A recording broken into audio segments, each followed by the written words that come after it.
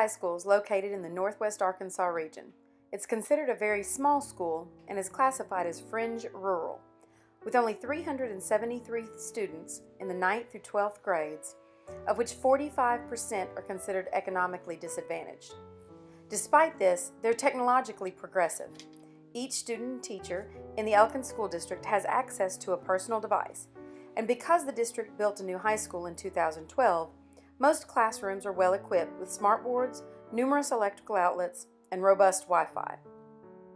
The challenge they're facing at this point is that much of what is available is either outdated or not being used to the greatest capacity. The lack of systems, planning, and training have caused confusion and resulted in a great deal of waste in software and budget. The goal of this project is to streamline the technology used at the high school and to determine which technologies are the most effective for student learning.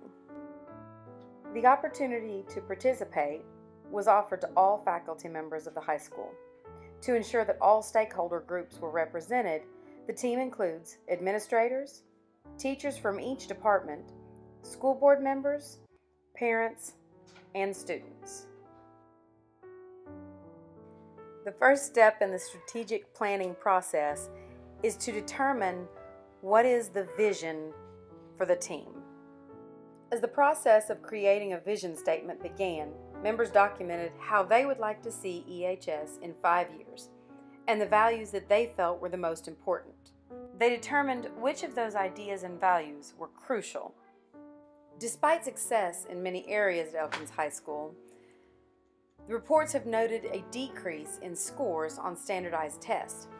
Areas of particular concern are results in the categories of reading comprehension and math. Additionally, with so many resources available, it's become unclear which are being used regularly and which are no longer needed.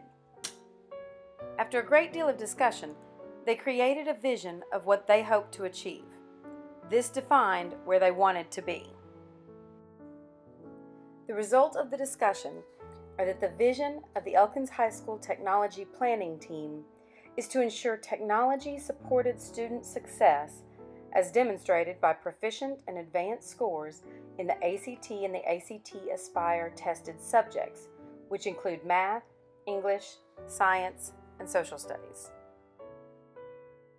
The next step in the process is the technology evaluation. They had to figure out where they were. The information needed primarily focused on devices and software or apps that were being used in each subject area and the efficacy of those programs. Asking questions like what devices are being used most by students and teachers, what software or apps have been used most by students and teachers, and which are most effective for student success. It's also important to ask if there are tools available that would be more effective than what they're using now. Most of the data was obtained through student and teacher surveys conducted over a 2-week period. They also reviewed test score reports from previous years. Information from the surveys showed clearly that the most commonly used devices both in and out of school are the school-issued Chromebooks and laptops. For administrative software, the program used most is eSchool, which is required by the state and the district. Second to that, apps within the Google Suite, Drive, Classroom, Mail, Docs, and GoGuardian, which is a computer monitoring software, were noted as the most commonly used programs.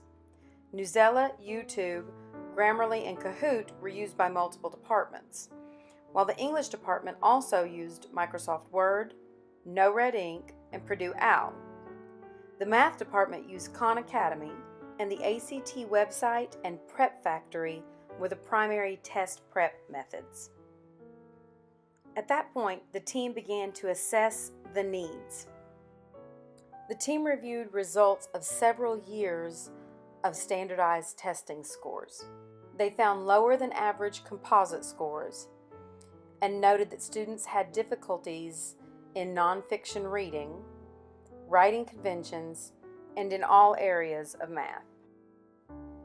To determine the needs, the group reviewed surveys of students and teachers to determine which programs they were using more frequently They looked at usage reports and lesson plans to verify the validity of those responses, and they compared them to the test scores to find weaknesses in the various areas. After compiling and analyzing all of the results of the data, the group began discussion. All participants agreed that utilizing and maintaining school-issued Chromebooks and laptops should remain priority, and that programs should be web-based and compatible with Chrome. Administrative programs like eSchool, Google Suite, and GoGuardian were considered essential to the school's needs. The next element identified as priority was the need for adequate training for the chosen software. Following that was the need for software designed to target test-taking strategies, nonfiction reading, writing conventions, and comprehensive math content. These needs became the primary focus for the creation of the action plan. At that point, they had to figure out how to get from the current status to the vision. This step required several meetings and a great deal of discussion. The final result was that the district-approved plan for purchase and maintenance of one-to-one devices would continue without change. Subscription to administrative programs such as eSchool, Google Suite, Microsoft Office, and GoGuardian would be continued. The math department will use Khan Academy and YouTube to supplement curriculum. Because both of these are offered as free services, purchase is not necessary, but it will require adjusting student permissions for access to YouTube. This can easily be done before the start of the new semester. The English department will use Purdue OWL and No-Red Ink for supplementing grammar instruction. These are both free for use and will only require staff training, which is addressed later in the action plan. A site-wide subscription to Grammarly Premium will be purchased for writing revision and plagiarism detection. To address nonfiction reading comprehension and graphic interpretation, both of which are skills essential to success in science and social studies, a premium subscription to Newsela will be purchased. This program will be used regularly in each of the departments. Also, each department will use Kahoot, which is free for use, to prepare weekly knowledge checks, which will be used to help students build confidence in timed response. A premium subscription to Shmoop University will be purchased for general test prep support and practice, and will be used school-wide during ELK Hour. For implementation of the action plan, professional development days held before the spring semester will be set aside for training new software programs. Subscription services for Grammarly, Shmoop, and Newsela include professional, on-site, or online training sessions. Follow-up training will be held during weekly faculty meetings as needed. Team members familiar with YouTube, Kahoot, and GoGuardian will demonstrate each of these in a rotation. Training for department-centered software such as Khan Academy, No-Red Ink, and Purdue OWL will be presented during team meetings held during common planning each week. Because current employees use eSchool and Google Suite regularly, training will be provided digitally only for new hires. In addition to each of these training procedures, a website will be created and maintained by the IT department. This will provide instructional videos, screencasts, and links to support pages.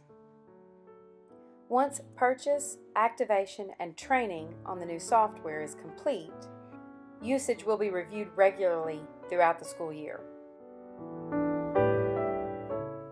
They will continue to review the reports, the test results, and evaluate how effective these software programs are over the course of the next 2 years. Software data records will be reviewed to ensure the software is being used appropriately, while student achievement reports from Interim ACT Aspire, PSAT, and the Preliminary ACT will be compared to reports from previous years to determine growth in those areas. Teacher surveys will be conducted at the end of the training sessions as well as the end of the year. These surveys will inform decisions about future training sessions and determine which programs are continued. This cycle of evaluation will continue each year over the course of the next 2 years. Overall, the strategic planning process was enlightening. I was surprised at how much planning and thought went into each step. I also learned what a difference it could make in meetings when the goals were clearly stated and followed through.